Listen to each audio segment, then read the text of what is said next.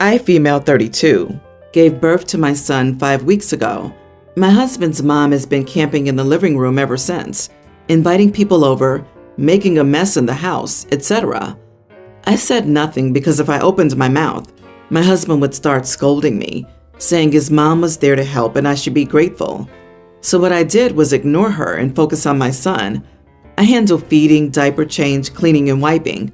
I only get a few hours of sleep, so my husband's mom isn't really helping with the baby.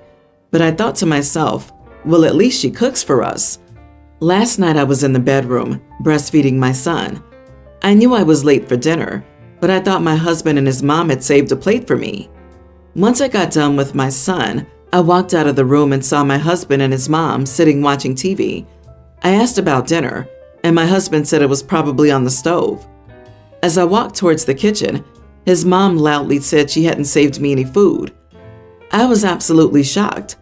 I asked her why, and she simply said, well, we didn't see you at the dinner table, so I thought you weren't hungry. Finally, I lost it and yelled that I was feeding my son. Of course I was hungry, and I was actually starving. She shrugged her shoulders and said that it wasn't her fault I didn't show up for dinner, but she knew darn well that I was with my son and hadn't eaten a thing in hours. My husband asked me not to raise my voice at his mom, but I told him that he saw what happened and didn't think about me being hungry and needing food. He lashed out, asking what I wanted him to do, and I said, I don't know, maybe save some food for me. She defended him, saying it was selfish of me to scold him for eating his dinner after working long hours at the department. An argument ensued, and I went inside the bathroom, packed a small bag for my son and me, and called my brother to come take me to my mom's house. My husband blew up at me as I was making my way out. We argued at the door, and he told me that what I was doing was uncalled for and childish. I told him I couldn't take his mom anymore. He said I should be ashamed of myself for talking about her like that after she'd put her life on pause so she could help me out. My brother came and I got into the car and left. He picked some food for me on the way, and I ate like a hungry bear. My husband never stopped calling though. In his last text, he called me nuts and demanded I return today. But I said that I missed my mom, that I liked it here in her clean home with her healthy food, and would like to stay for a while. He's lost it and got his family involved, accusing me of keeping his son away from him and punishing him over food. Not the idiot. How exactly is your mother-in-law's cooking helping if she doesn't even cook enough for all three of you? Tell him you'll return when his mother's gone, and you get a true apology from both of them. Otherwise, leave your son with your mother and go get the rest of your things. A man that doesn't even ensure that his breastfeeding wife eats isn't worth staying with. What a piece of work. Both of them. I can't imagine a woman alive who isn't aware that a breastfeeding new mother would be hungry. You weren't at dinner? What the heck? I would be throwing crap at that point. Get the support you and your child need. This made my blood boil. You have a husband problem, not a mother-in-law problem. You married a mama's boy. The last thing you need after having a baby is an inconsiderate house guest that makes a mess and invites people over. Oh, but at least she cooks for us. She cooks for her son. His mom is taking care of her baby. Nothing she's done has been a benefit to you. Stay where you are. It would help if you had support right now, not someone stressing you out.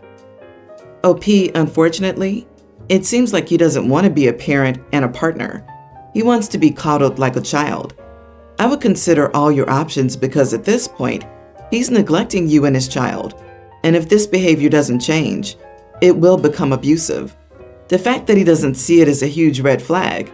He's not being supportive and is actively undermining you. I'd seriously divorce him. He can work and pay child support since he feels that's all he needs to contribute.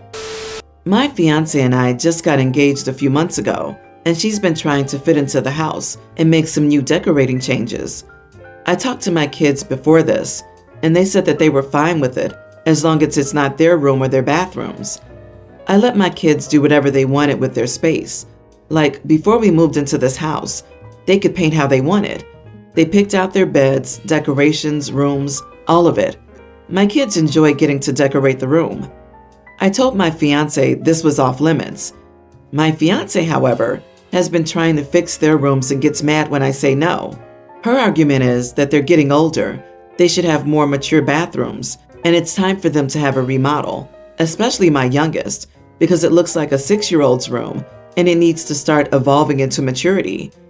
Every time I say no to her, that she can't redecorate or try to persuade my children into redecorating their room, she gets mad and says I'm coming in between her and her being a member of this family and a new person in this house. It's 2 spaces. I don't think this should be this difficult. I walked in on her and my daughter. My fiance was talking to my daughter about how unfair it is not to be able to feel welcomed in this house, and she needs to feel like she's included in the decorating process with them. It's very hurtful for them to leave her out of their rooms and lives by doing this, and she's so shocked by the amount of insensitivity by all of us in this process. I told her not to talk to my daughter like that ever again. We've talked about this once, and it's not going to change. She does not get to make any decisions about their rooms, and neither do I. Nobody does. They do because it's their room and their space. I said that this would never happen again, and if I catch her trying to manipulate them like this again, we're going to have to make some changes, because this isn't going to be the norm. Now she's saying that the house being different from their rooms is triggering her OCD, and it makes her very uncomfortable for it to be 2 different things and styles than the rest, and it's making her upset and uncomfortable. First of all, she doesn't have OCD, at least not that I've ever heard of. No medication or anything. Second of all, close the door. Problem solved, you don't have to see it. All I said was, then leave. If this is making her so uncomfortable, she's welcome to leave. But she's not remodeling their whole room for her aesthetic. And if she truly has OCD, she should seek a therapist like yesterday and get on some medication. She got furious at me telling her to leave and got defensive from me saying that she needed to go to therapy. It wasn't clinical OCD, and now she isn't speaking to me. Well, I told a few people about this. Some say that this was harsh, and others say that I was right. So, am I the idiot? Not the idiot. Why does she feel the need to feel included by remodeling the kids' rooms? Is she living in them? I'm over 50, and our house is full of Lego and gamer stuff. I would love for her to come over here and tell me I'm not mature enough for her. LOL. Your fiance is controlling, manipulative, and selfish. Don't marry this woman, or you and your kids will be miserable. I say good riddance to bad rubbish. Exactly. OP, see all the red flags that are flying around you? Time to make an exit plan, because there's no chance this marriage will work. Your kids are and should be a priority, and this kind of controlling and selfish behavior from your fiance will not stop suddenly. She showed you who she is, and you better believe her before it's too late. Your fiance hasn't passed the test. If she's this bad now, just imagine how manipulative and controlling she'll try to become after you've tied the knot and she feels even more secure. Please kick her out and break up. Your kids don't deserve to be subjected to someone like this. You deserve better too. Right? Who talks to a child like that over a room? Something is very wrong with this woman. Can't she handle 2 rooms she likely never enters, not having her aesthetic? She's seeing how far she can push you and the kids. My friend, 25 female, is constantly late for everything. Be it work-related or fun activities, she will always be at least 15 to 20 minutes late. Unfortunately, she doesn't have a car, so I, 25 male, will often pick her up from her house. I work at university, and she's a PhD student there, and her place is on the way for me. The last time I offered her a ride to work, she ended up being 20 minutes late after I'd already arrived at her place. Because of that, I ended up being late for work. She's always very apologetic about her lateness, but never changes. This week, she was supposed to give a seminar at the university, which is a crucial part of her PhD program. She asked me if I could give her a ride to work that day. I told her sure, but I was picking her up at 8 a.m., and she must be there precisely at 8 a.m., not a minute later. She chuckled, but I told her I wasn't joking, and she promised she would be there. The morning of her seminar, I drove to her place and got there at 7:55 and texted her that I was there, and she told me she'd be out in just a minute. At 8 o'clock, there was no indication that she'd be coming out, and she didn't text anything. So at 8:01, I drove off.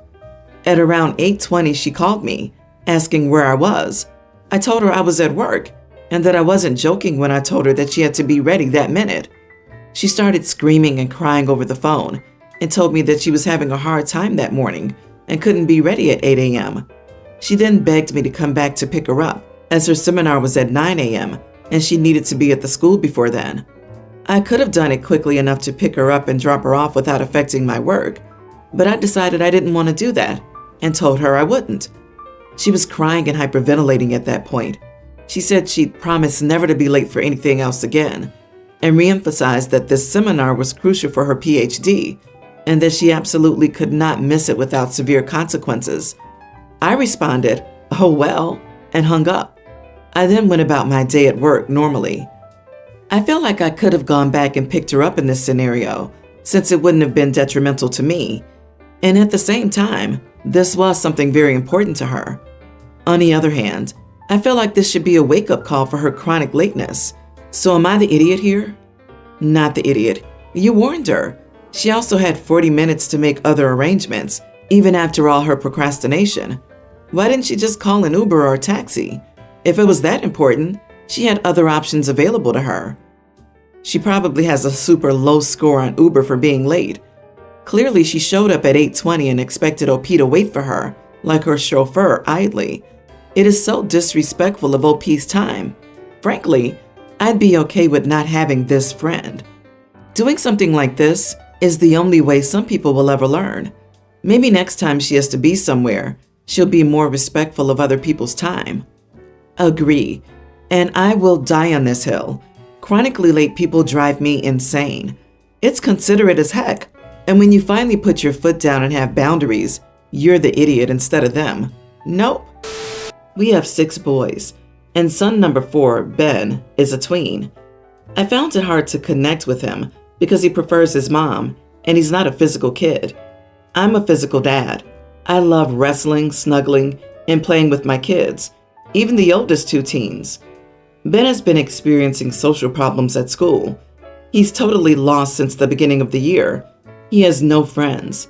Usually, his friends were family friends, but for some reason they don't hang out with him at school and have given him a hard time. We had him go to a therapist, and to be honest, she rubbed me the wrong way from the start. I held firm on trusting the process. After a few weeks, she wanted to meet with my wife and me. She said that our son said that his mom makes him happy and how much he loves his brothers and pets. She said that my son feels like I don't like him. I admitted that I sensed a disconnect from him. I don't ignore him. I put a lot of effort into bonding with him. I tell him every day that I love him. What more can I do? Then silence. I said to the therapist, "Do you have something to add?" Yes, with a bit of sarcasm. That set her off with, "You know what? You need to take this seriously." I clapped back that at $200 a session, I'm taking it very seriously. Plus, the nightmare of dealing with the insurance just to apply it against our deductible. She kept interrupting me and raised her voice to me. I asked her if she thought I didn't care about my son, and she kept deflecting. The last thing I said was I couldn't work with someone who doesn't think I don't care about my own kid. I bruised her ego because she didn't have anything to add and called her out on it.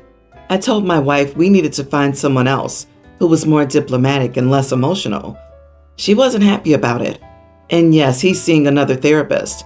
He holds us all accountable and does not raise their voice at me. So, am I the idiot? So your son tells this therapist that he thinks you don't like him, and your response is, "What more can I do?" It sounds like your ego's the one that's bruised. The therapist called you out on your lazy attitude about your son, and the fact that he won't bond with you the way you want him to. You are the idiot, OP. You're trying to engage with your son by your own standards, rather than by trying to adopt a way your son could be receptive. The icing on the cake is yanking your son out of a trust relationship with that therapist and hurling him into therapy with a male, all the while knowing full well that your son already has trust issues in male-male relationships, just so you could feel more comfortable. You cannot be an effective advocate for your son if you're putting your feelings first. The therapist is for the son, not for the father. Period. So, do you have a history of confrontation with women? Your comments sound a bit misogynistic. And if this man is a good therapist, he will do the same thing. He might not raise his voice at you, but he will similarly confront you. He found a man who's less emotional.